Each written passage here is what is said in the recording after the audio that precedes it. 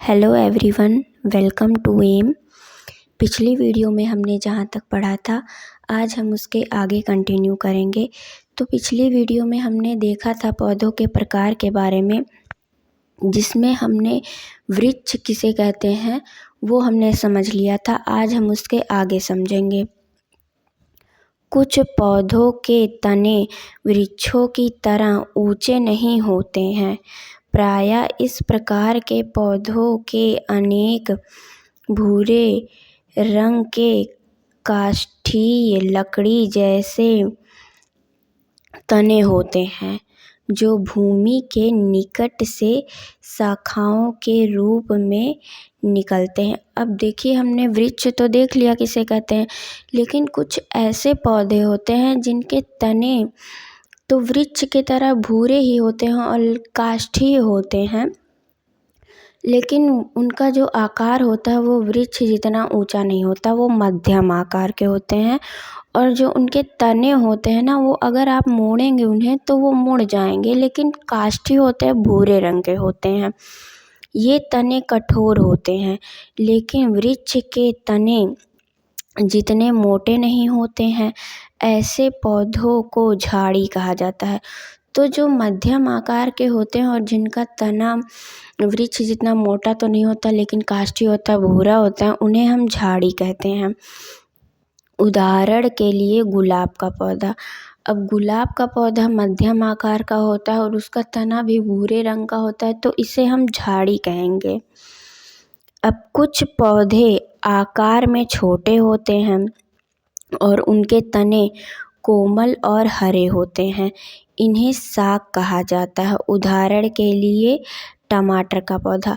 अब कुछ पौधे बिल्कुल ही छोटे होते हैं, उनके तने भी कोमल होते हैं और हरे रंग के होते हैं, तो उन्हें हम साग कहते हैं, जैसे कि टमाटर का पौधा। कुछ पौधों के तने दुर्बल होते हैं और उनको ऊपर चढ़ने और बढ़ने के लिए सहारे की आवश्यकता होती है। इन्हें आरोही लता, क्लाइंबर कहा जाता है।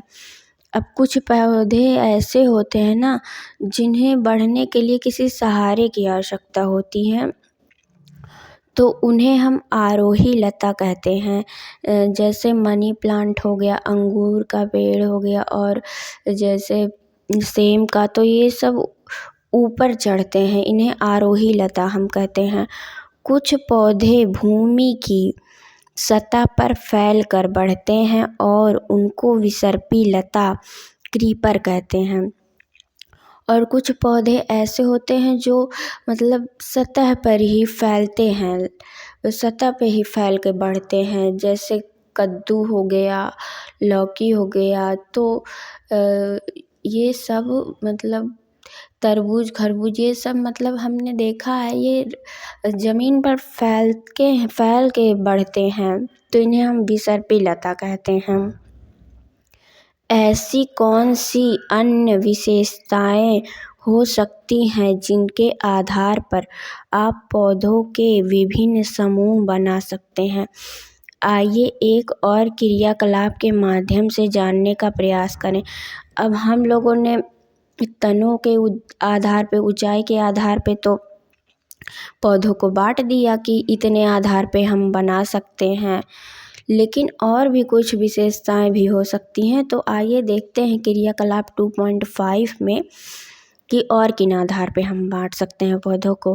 प्रकृति की सैर के समय आपके द्वारा एकत्रित किए गए विभिन्न पौधों की पत्तियों को देखें। जब पिछली वीडियो में हमने देखा था प्रकृति की सैर पर जब जाते हैं सभी बच्चे, तो आपने जो भी पौधों की पत्तियों को एकत्रित किया था उनको ध्यान से देखिए। क्या आपको इन पत्तियों की आकृति और संरचना में भिन्नता दिखती है?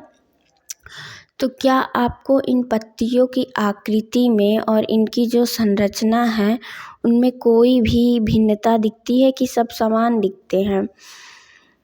आप पौधों की पत्तियों पर पतली रेखाएं देख सकते हैं।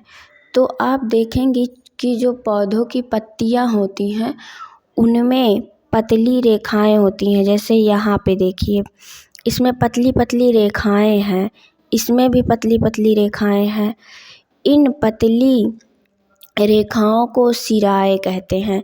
इन पतली रेखाओं को हम सिराएं कहते हैं।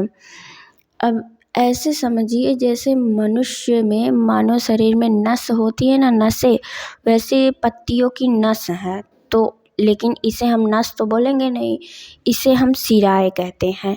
सिराओं द्वारा दर्शाए गए पैटर्न को सिरा विन्यास कहा जाता है। अब जो ये पैटर्न है, जिस पैटर्न में है, तो इसे हम सिरा विन्यास कहते हैं।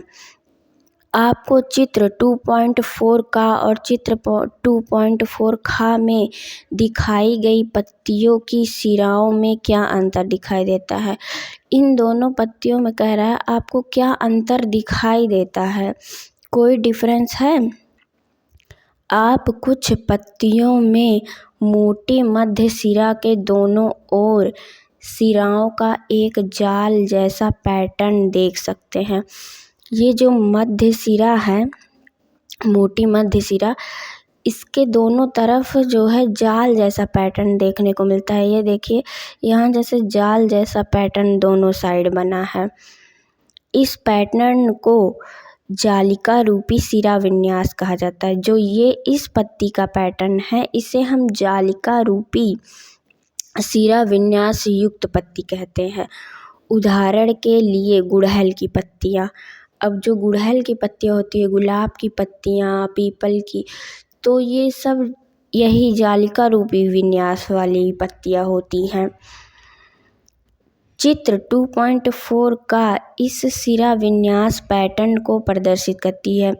जालिका रूपी सिरा विन्यास यही होता है जिसमें मतलब दोनों साइड जाल जैसा विन्यास हो, ऐसे ऐसे, मतलब बिल्कुल जाल जैसा, तो उसे हम जालिका रूपी सिरा विन्यास कहेंगे।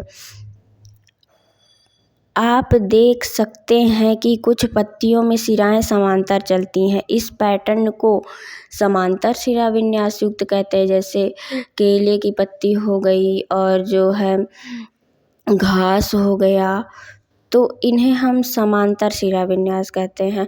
अब कैसे? इसमें देखिए, इसमें जो पत्ती है इसका सब समांतर है, सब आमने सामने है, समांतर है ना। इसमें जो विन्यास है, सिरा विन्यास समांतर है। इसमें भी लंबवत है लेकिन है तो समांतर।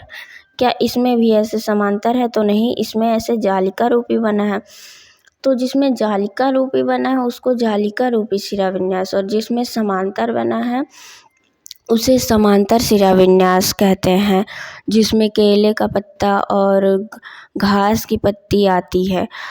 तो फिर हम पौधों को पत्तियों के आधार पे भी बांट सकते हैं। अभी तक हमने तना और जो है ऊंचाई के आधार पे बांटा था। अब हमने देखा कि पत्तियां भी सबकी अलग अलग होती हैं। कोई जालिका रूपी सिरा विन्यास है तो कोई समांतर है। तो हम ऐसे भी बांट सकते हैं। तो हम अपनी आगे की वीडियो में देखेंगे कि हम और कैसे कैसे बांट सकते हैं पत्तियों को। तो हम आज की वीडियो को यहीं पर एंड करते हैं। मिलते हैं अपने नेक्स्ट वीडियो में एक नए टॉपिक के साथ।